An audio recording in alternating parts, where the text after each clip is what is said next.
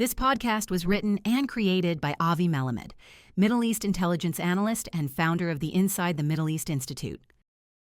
You know, when you buy a state-of-the-art, multi-billion-dollar security system, the general assumption is that if a burglar breaks into the neighborhood, you're actually going to turn it on. Right. I mean, you wouldn't just lock your front door and sit quietly to watch your neighbors fight off the intruder. Exactly. But in our deep dive today, that is pretty much exactly what Saudi Arabia did during the recent conflict involving the U.S., Israel, Arab Gulf states, and Iran. And to understand why, we're relying on a really fascinating analysis by Avi Melamed.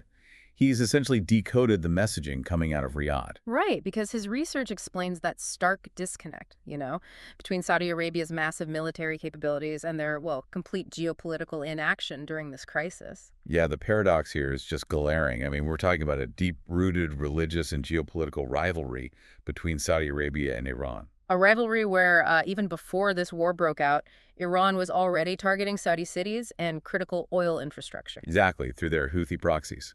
So in response, Riyadh bought billions in advanced U.S. weaponry. So the logical expectation was that if a major campaign kicked off that could weaken their biggest rival, Saudi Arabia would, jump in. You would think so, but Yeah. they just locked the doors. They avoided direct involvement entirely. Which means they basically let the United Arab Emirates, the U.S., and Israel bear all the costs. I mean, the UAE absorbed thousands of missiles and drones. Right, so it really begs the question, why let your allies take all the hits while you just sit back? And it's not like those allies are thrilled about it. Oh, absolutely not. Yeah. The UAE took the brunt of those strikes. But because Saudi Arabia holds such overwhelming economic gravity in the Gulf, allies usually just have to swallow their frustration. They rely on, back-channel complaints rather than public condemnation, though Avi Melamed notes the Trump administration is reportedly quite disappointed privately as well. Which is precisely why Riyadh had to launch a strategic media defense. And Avi Melamed's analysis points to their first tactic here. Which is convincing the domestic public that letting others do the dirty work was basically the plan all along. Exactly. He points to an article by the Saudi commentator Abdurrahman al-Rashid, which is titled, "What Remains of the Iranian Empire?" Right, and that article meticulously details Iran's recent setbacks since October 7th, doesn't it? It does. It lists the fall of the Assad regime in Syria, Hezbollah's defeat, the economic pressure in the Strait of Hormuz. So by stacking up all these facts, the media is subtly telling the Saudi public that staying out was, a completely rational decision. Right, because their adversaries were degraded anyway.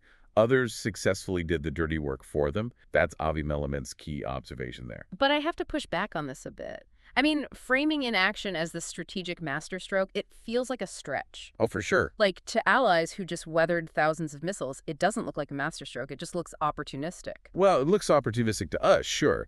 But to the Saudi royal court, opportunistic means survival.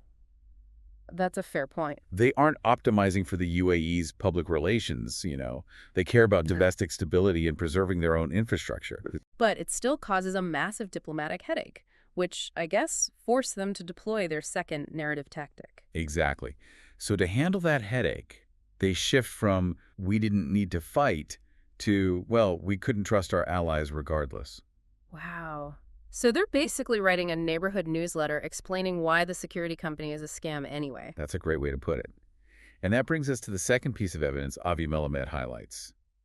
It's an article by a senior Saudi media figure, Mashari al-Thadi. Right. The one titled, "Israeli Control Over America is an Illusion." Yes. It argues that the U.S. always prioritizes its own interests, even at the expense of a historic ally like Israel. And Avi Melamed points out that subtext is the real payload here, right? Exactly. He says if you take that article and simply replace the word Israel with Saudi Arabia, the underlying message is glaringly obvious. They are telling their public that the United States cannot be trusted blindly. Precisely. By subtly guiding readers to this conclusion, they shift the responsibility. They're saying it was prudent not to get involved because American commitments are ultimately unreliable. Right. And if they're quietly telling their public that the U.S. is unreliable, this isn't just about PR for the current war. It's laying the psychological groundwork to permanently step back from U.S.-led regional policing. And that is the core takeaway Avi Melamed emphasizes for Washington. Riyadh isn't just defending its choices. They're deflecting criticism by implicitly questioning U.S. reliability. Exactly. And doing so without communicating that distrust openly to the administration.